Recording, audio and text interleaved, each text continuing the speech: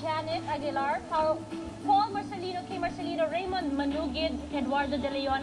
Happy belated birthday to Mama Edring Veroya, Arlene Guanlao, and happy birthday to my mom. Happy birthday! Oh, Happy birthday! Mommy! Nakita tayo sa camera. Tinatanong ko si Tony, tapos ka na ba? Nakakota ka na ba? Isa pa ako, Ala, isa pa ako kasi isa na akong stage mother at Mama Jer ngayon. Oy, maraming salamat kay Mark and Christine Manalang of Ultimate Entertainment Incorporated for giving Natasha the chance to participate in Sound of Music. At malapit ako sa October 15 hanggang December 11, Sound of Music po sa Resorts World. So tickets are now available sa Resorts World box office at sa Tickets World. So I'm a Ticket stage World. mother now and a manager. Mamager. Ang tawag dyan. Mama na, manager pa. I'm sure mas kabado ka pa sa Hindi, mas kabado si Aga sa akin. Si Casey may mga shows sa stage. Yes, Oo, go ahead, marami Christina. kaming shows, 5 shows. Kami ni Mr. Piolo Pascual and Dieng Constantino. October 28 sa Tribeca Performing Arts, New York. October 29 sa Pickwick Theater, Chicago. November 1 sa The Shrine, Los Angeles, California. And November 6 sa James Logan High School Auditorium, Union City, California. Hope you guys get your tickets and we'll see you there. MJ Felipe, happy birthday. Happy birthday. And Mrs. Happy Regina birthday. Placente. Pure Gold by discount days from September 29 to October 2. Congratulations. Go Yes, ahead. I just want to say about the interview with si Ate Juday kanina. That was really such an honor to do. Natuwa talaga akong makita lahat ng mga bata from Junior Master Chef. Magugulat ka talaga sa kaalaman nila. And I think that culinary is a really amazing thing. I'm so glad na meron mga lumalabas na mga programs and mas na-appreciate ng tao yung luto. Ako, I feel good. Tuwing napapanood ko yung may kinalaman sa mga bata, halimbawa nagluluto, hindi ba? Because it delivers a message na kahit sa kusina, no, may boses na ang kabataan. And a lot of children really interested para magluto. And they say that apart from nursing, culinary can really be one of the biggest, That's right. what do you call it? Industry, economic Most lucrative. driver. Yes. Si Ate Shirley nang galing magluto. Ay, hindi pa natin Pero hindi ako Mahilig ko Sarap daw niyo magluto. Pero naman naman yan sa mami, right? Well, my mom likes to bake. Ako mahilig ako magluto. Talagang luto. One time, mga kaibigan, dapat tayo dalhan ng ulam at pagkain dito sa diba? Samantala, narito na po mga kaibigan ay dapat hindi natin palampasin. Bago natin pag-usapan ay panuurin po natin ito. Isa sa pinakamasarap na katotohanan ng buhay, ang pag-abot sa tagumpay na tunay na pinagpaguran, pinagsikapan at pinaghirapan. This is the ultimate 10 years of journey of the ultimate multimedia star. Ayon sa mga magulang ni Tony, bata pa lamang ay nakitaan na siya ng naiibang karisma at talento. Madalas daw itong sumasali sa mga singing contests sa mga barangay at kanyang paaralan. Dahilan upang hangarin ni Tony na pasukin ang showbiz. Kasama ang ama, tiniis ni Tony ang mahahabang pila at init ng araw sa iba't ibang auditions. Makamit lamang ang kanyang inaasam. Sobrang proud namin sa ate, lalo na yung parents ko kasi nakita talaga nila yung struggle ng ate ko. Nakita nila yung paghihirap, nakita nila yung parang perseverance. So laging ang bida ang ate ko. So yung nakita namin yung struggle, parang hindi pa namin talaga nakita na sobra yung success niya. Pero sa harap sa ibang tao, lalo na sa akin, yung grabe yung puri nila sa kapatid ko, doon ko nakikita na wow, ang laki na ng narating ng ate ko. Kasi nga, pag magkasama kami up to now, parang the same pa rin. Parang kami pa rin yung si Catherine at si Celestine dati nagsa-struggle pa rin. Si Tony sa mata ng mga nangangarap. Nagbunga ang lahat ng pagbabakasakali at pagtsatsaga ni Tony nang makuha niya ang isang big break para sa isang commercial. Sino ba makakalimot na isinigaw niya ang mga linya, I love you, Piolo!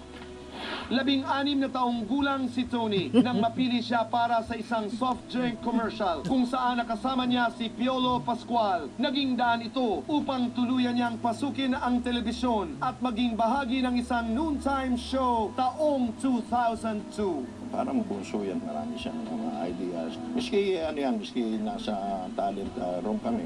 Kwento ng kwento yan. Talagang gusto niya matuto eh. Determinado siya sa ginagawa niya.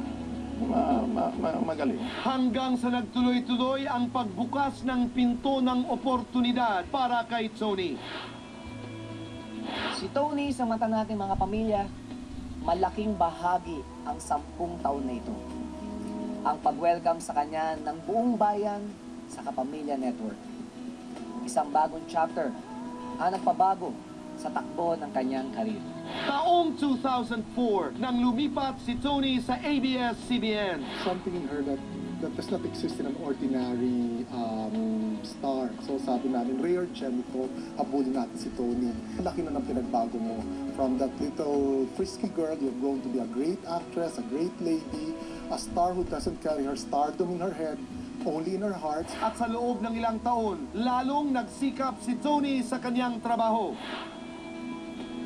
Si Tony sa mata ng mga nagtagumpay. Matapos ang lahat ng ito, sunod-sunod dumating ang iba't ibang big projects ni Tony sa telebisyon, sa pelikula at recordings that made her shine as one true ultimate multimedia star. Kinilala siya bilang isang magaling na TV host ng mga talk at reality shows ng ABS-CBN. Batang-bata pa si Tony ito. Very young, very fresh, very bubbly. Siya na talaga nakikita namin na susunod na magiging significant host. Tony really is a perfect choice for Big Brother as the host. Nakagawa rin siya ng di mabilang na mga awitin bilang isang recording artist. Tony has been really passionate on singing. When I talk to Tony, talagang first love niya ang singing. Isa si Tony sa pinaka-mabait at pinaka-magandang makisama ng mga artists namin sa Star Records. Kaliwat kanan din ang mga naging teleserye at TV shows ni Tony. Laging sinasabi ni Celestine sa akin yan na direct nakakatakot ka, yung ganon. Oo, so siya, kahit naman ang anong pinagawa ko, ginagawa. Wala namang kaartehan. At isa rin siya sa itinuturing na box office stars ng Philippine cinema. Si Tony, medyo nega ang dating sa akin nung una. I felt like hindi siya marunong umarte because I have never seen her. All I know is that she was a host. She has improved a lot in every film na ginagawa namin. Minahal ko si Tony since You Are the One. So I have proven myself wrong. Ngunit ang tagumpay na ito, hindi naging hadlang upang manatiling nakatapak ang kanyang mga paa sa lupa. Simple lang, parang normal na tao lang si Tony. Parang hindi mo mararamdaman sa kanya na artista siya. O pagka tumatambay ako sa sa kwarto niya, nagkakwentuhan kami. Minsan, maghahalungkat sa sa cabinet niya. Naghahanap yun ng maibibigay sa akin damit. Kapag may pray time siya, pupunta kaming mall, pag-shopping niya ako. Kaya naman buong industriya, malaki ang pasasalamat sa 10 taon ng paghahatid niya ng saya at inspirasyon sa publiko. Thank you for bringing 10 years of entertainment and happiness to our lives. Alam kong narating mo ang 10 taon na ito, hindi lamang dahil sa iyong husay, but because of your passion and dedication. To the one and only ultimate multimedia star, to our Kapamilya, happy 10th anniversary, Tony. The ultimate multimedia star, Tony Gonzaga, live!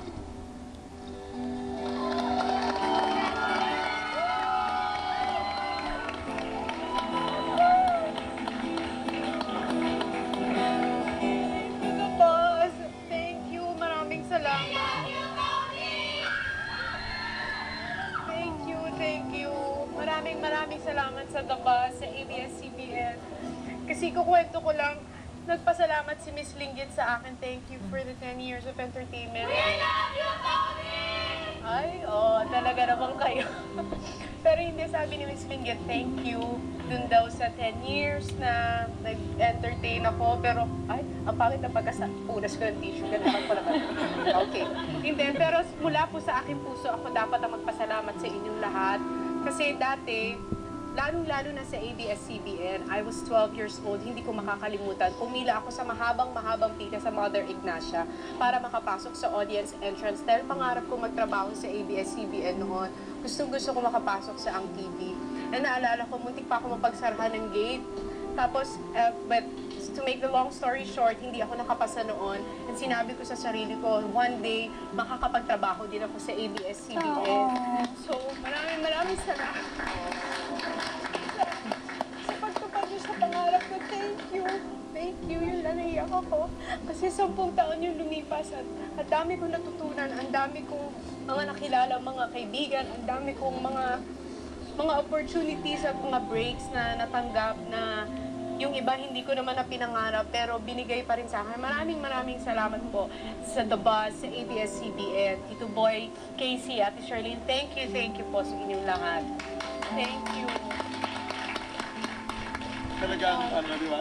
This is your moment, and which is very happy. 10 taon, Tony, kung meron kang natutunan sa ngalan ng pag-ibig, wow, sa ngalan, is this for me? Para kay Tony. Sa ngalan ng pag-ibig at sa ngalan ng trabaho, sa ngalan ng pagiging magkaibigan, unahin natin dun sa pag-ibig. What was the most important lesson you learned pagdating sa pag-ibig? Siguro the greatest lesson that I've learned is that I should not follow my heart. I should always follow my parents. Kasi when I followed my parents, everything went well. And lahat ng blessings na natanggap ko, tingin ko dahil yun, sinunod ko yung mga magulang ko. To honor and really respect your parents, that's one of the best lessons that I've learned. Okay. Sa pag-ibig siguro. We're listening. Pagdating naman sa karera bilang multimedia star, that's a nice title. Are you happy with it? I mean, Noong una, binibigay sa akin yun, sabi nila, "Oy, multimedia star ka." "Ay, ano ba yun?" Sabi ko, gano'n. Ano namang multiplex?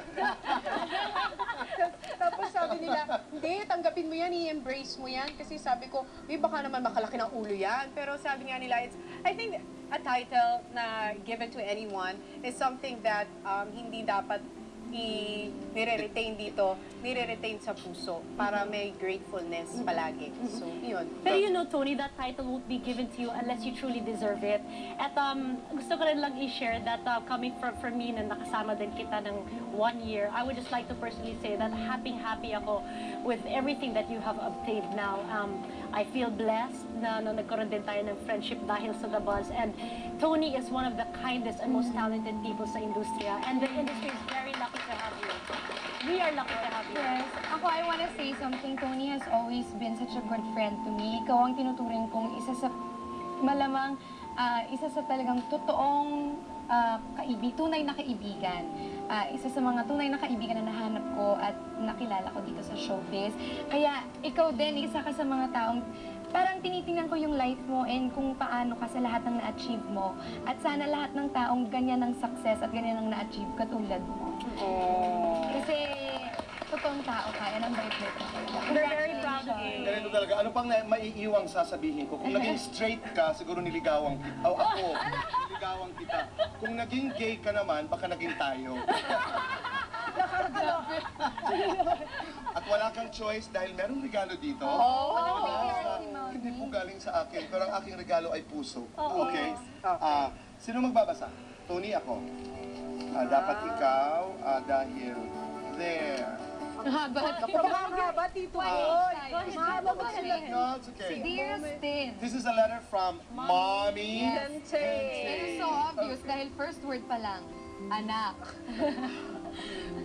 Anak, we know you've been so tired these past few days. Shucks, parang ako yung umiiyak. Okay, magkasakit ka pa, pero alam namin you're happy and excited with your upcoming concert in Araneta. Congratulations. It's a dream come true. Being so blessed. There's so many things to be thankful for. Whatever you have achieved and accomplished, we all know it's God's will and grace. Ang iyong determinasyon, pagtsatsaga at pagtitiis sa pagpapala ng ating Panginoon ay nagkaroon ng katuparan at alam naming marami ka pang gustong gawin in your 10 years sa showbiz. You deserve what you have now because we have witnessed the struggles, patience, dedication, and passion sa work mo. But never ka nag-complain kahit alam ko minsan naiiyak ka na sa pagod. Parenthesis, sabi ni Roxanne. Totoo yan dahil backstage minsan nakikita mo si Tony nakaganyan na lang pero pag tinawag siya, go pa rin ang go. Kaya keep it up, keep the faith, remain humble, and in everything you do, give back all the glory to our Lord and Savior Jesus Christ. Thank you, anak, for making us your proud parents, for the trust, love, care, thoughtfulness, and being an obedient daughter. Salamat kahit kailan, noon at ngayon, hindi ka nagbago. We are so blessed to have you in our lives. Love you so much. Continue to inspire other people and always remember what the Lord says. Apart from me, you can do nothing. Mwah! Mommy and Daddy. P.S. I know you will love the gift. Always enjoy reading for more wisdom. Wow. Klaro lamang, no? I would have wanted to also read part of the letter, pero hindi pa ako nakakabasa pag may glasses. Baliktad. Boses ng babae. Correct.